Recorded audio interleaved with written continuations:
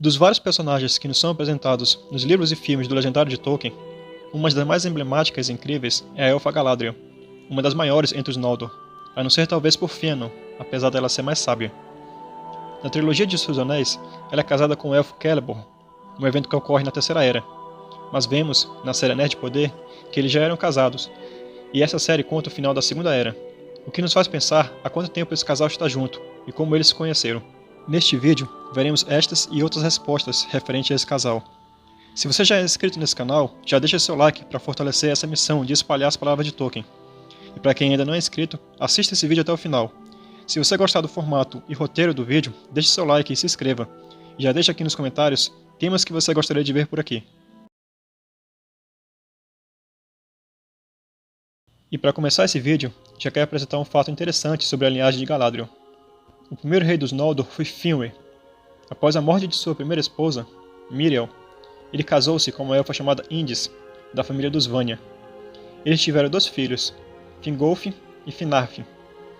Finarfin casou-se com Eärien, filha do rei dos Telêrin, e com ela teve 5 filhos, cuja mais nova é Galadriel.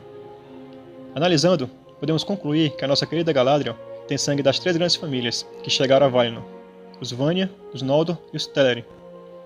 Para conhecer um pouco mais sobre a origem dessas famílias, assista os vídeos N12, sobre a lenda dos Elfos, e também N08, sobre a divisão dos Elfos. Deixarei os links na descrição desse vídeo e no primeiro comentário fixado. Galadriel atingiu uma altura além da medida das mulheres Noldor.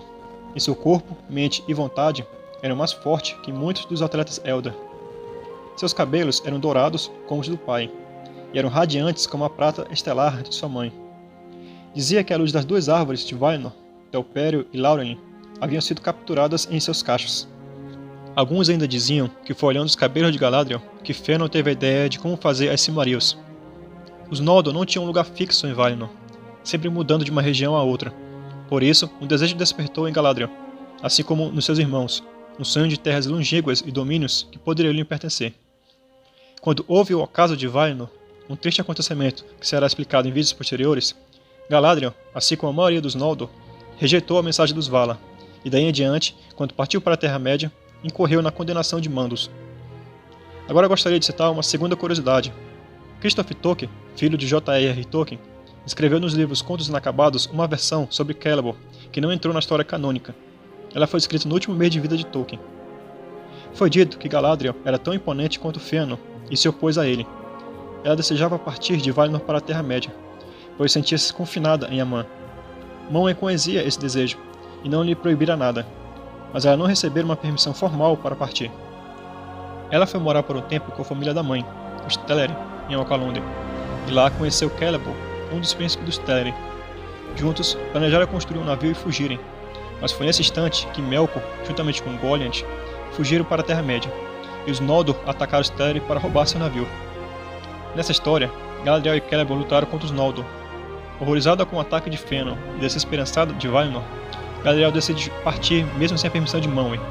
Ao final da Primeira Era, quando receberam permissão para voltar a Oerth, eles rejeitaram. Essa curiosidade diverge dos acontecimentos do Silmarillion, mas nos faz pensar que Tolkien escrevia vários cenários antes de seguir uma linha de raciocínio, e abandona alguns pelos caminhos, que ainda assim são belas histórias. Voltando à linha temporal do Legendário, após chegar na Terra-média, Galadriel foi aceita no reino de Doriath, porque sua mãe era sobrinha do rei Fingon, e o povo de Finarfin não participou do fratricídio dos Elfos. Em Doriath, ela conheceu Celeborn, um sobrinho-neto de Fingon e, portanto, nessa história era um Sindar. Embora não tenha sido afirmado, provavelmente Galadriel e Celeborn estavam presentes na ruína de Doriath e ajudaram Elwing a escapar dos filhos de Fëanor com uma das Silmarils. Após a queda de Morgoth no final da Primeira Era, os Valar concederam permissão para os Elfos voltarem para Aman, mas Galadriel, por amor a Celeborn e provavelmente por algum orgulho, recusou o perdão dos Valar e permaneceu na Terra-média. Os dois então atravessaram as Áreas de Lindon e chegaram em Eriador, encontrando vários elfos que sobreviveram às batalhas contra Morgoth, além de outros elfos dos Sindar, e por um tempo, Galadriel e Celeborn foram considerados os Senhores dos Eldar. Foi nesse período que nasceu seu filho, Anhuf, e alguns registros indicam que sua filha, Celebrian, nascera mais ou menos nessa mesma época. Mas depois de um tempo, Galadriel começou a sentir que os poderes malignos ainda não haviam sido erradicados, que um espírito maléfico, seguidor de Morgoth, ainda permanecia na Terra-média. E, embora esse espírito não tivesse um nome único, ela se deu conta de que era Sauron, e ele parecia estar no leste. Então Galadriel e Celeborn foram para Eregion, e estabeleceram-se próximo à Casa Dûn.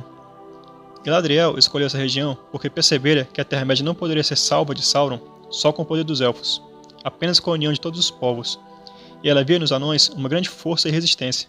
E sendo ela uma Noldor, que eram mais próximos do Vala Aule, criador dos anões, ela via que eles seriam de muita ajuda nessa causa. Celeborn não tinha simpatia pelos anões desde a morte do rei Fingon em Doriath, onde um grupo de anões roubara uma das Silmarils.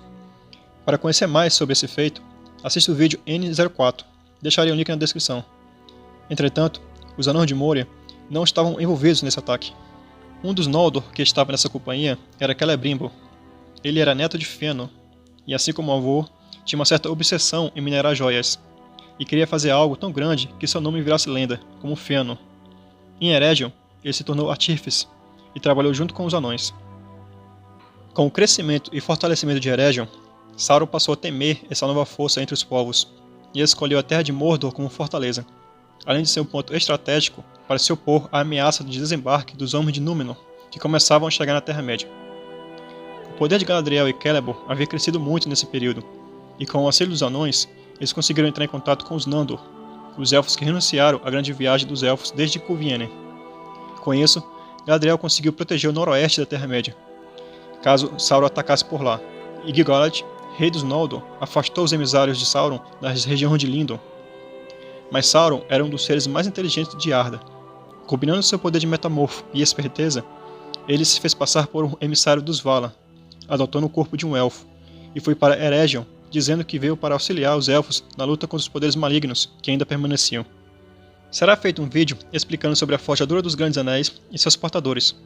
Por ora, podemos dizer que Sauron fugiu para Mordor após a luta que houve entre seu exército e o dos povos livres da Terra-média. Galadriel e Celeborn foram para Valfenda, o reino de Elrond, e levaram sua filha, Celebrian, para descansarem. Nesse período que permaneceram ali, Elrond se apaixonou por Celebrian. Na Terceira Era, quando a sombra da recuperação de Sauron se ergueu, Galadriel e Celeborn foram para Lórien, e a elfa viu que ali seria uma fortaleza para evitar que o poder de Sauron atravessasse o rio Anduin em guerras futuras. Ali fizeram sua morada, mas não assumiram os títulos de reis, apenas como guardiões até a guerra final. Nos eventos da trilogia de Os Seus Anéis, Galadriel era a única elfa que ainda não havia ido para o oeste após a permissão dos Valar.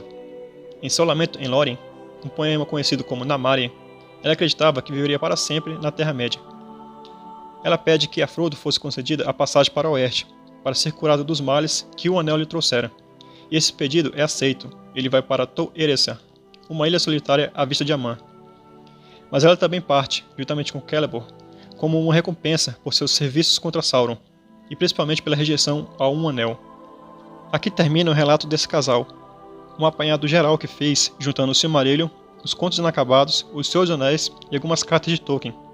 Espero que tenham gostado. Deixem seu like para apoiar essa missão de espalhar as palavras de Tolkien. Aos novos, se inscrevam para não perder nenhum vídeo desse canal. E até a próxima. Namarien.